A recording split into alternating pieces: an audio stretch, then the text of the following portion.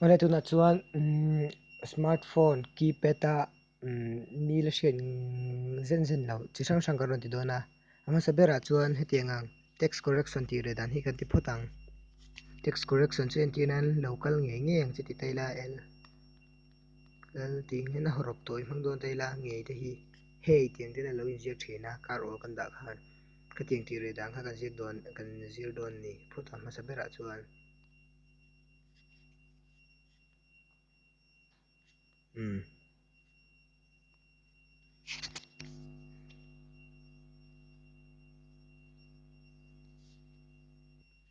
ne tu na chuan kan lu na tur chu kan bag anga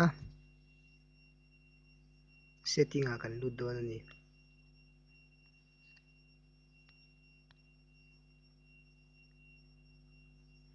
chuan heta a to lama khan awmanga hetianga language and input a hian ludanga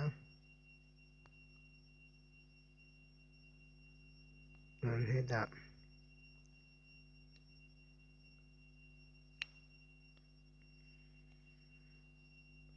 Google keyboard a kan lut liang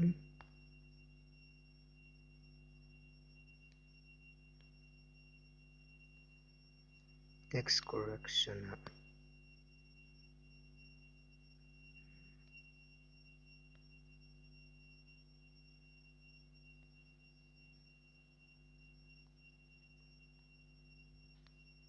hei kan off don ni kan off ang hi chuan kan bag liang kan en le chin don ni ma sei sa en ti chinina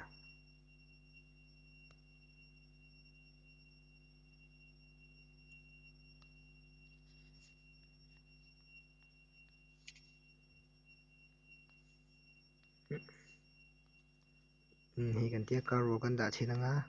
mai thak to lo ni ni engtin ma eng pose kila eng thak to lo ba adot le chuan dictionary ti tamai la hetianga nga ei laka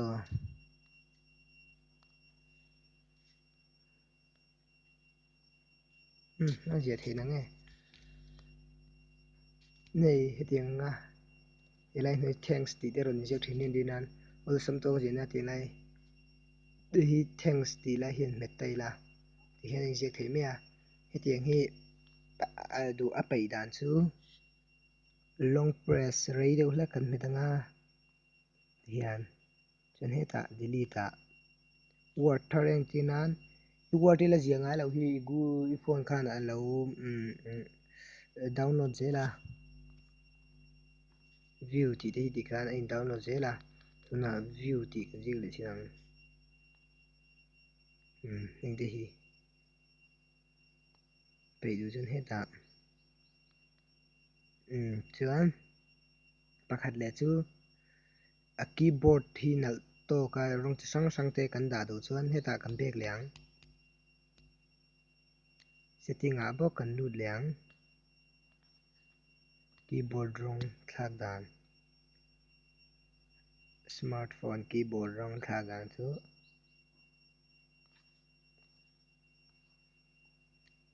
language and input a tho kan lutang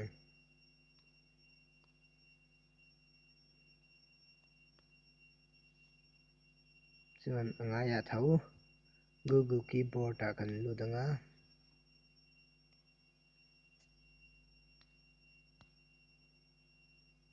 chuan heta theme a kan lut lenga chuan heta chi hrang hrang a hnuai hi englo hi a java hian du du hman thei ni eng te hi ke chuan a dum hi kan hmanga na ka tia du le thalak te pawh hman thei a ngeta image my image a te pawh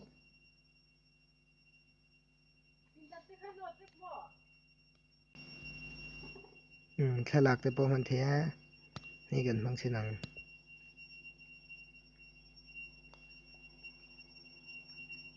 Ni bo hi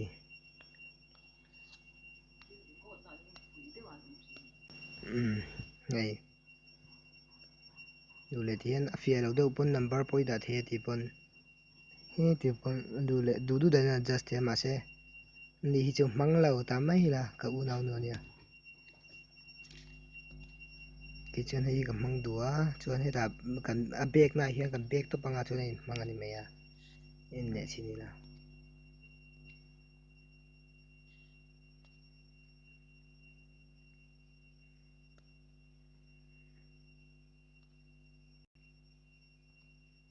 hei adum to hi chuan adang le chu Google ulsam to ka lu dan ti don ma se ka phone hian a tiang I a lang thei lo wa screen recorder sin a hian heta a hnuaia eng laia thil pathum home le heta tiang le hetiang ron lang thin ang kha in hrianga khatiang ron lang thin ang kha khata khan heta alai bera hi kha long press in rate to kin hetanga chuan Google a ulsam takin a lut don ti na nia tuna alang thei lo wa screen recorder sin a hindu da kan met chinanga etia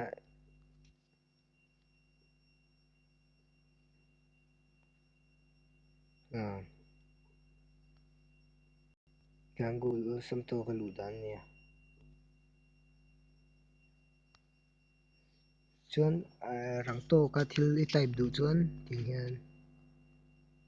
bul no kal ti don taila ti hian don ani chuan sorry kan a slide ni thai nga chuan heta language si chi hrang hrang in da thia kan thila ka mang khan chu Google keyboard ania chuan du le heta love a screen recorder nen heta hian a sen zone a hian a hian lu danga dikan du dan thak thia chi hrang hrang in chuan long press in rate to khan met chin la ai du ber ichang Google keyboard thi ka mang thina hi nuam ka ti bera tha ka ti ber boka ka pe na nia ka ti zong khan ni me ro se channel te lo thir wang ka lo me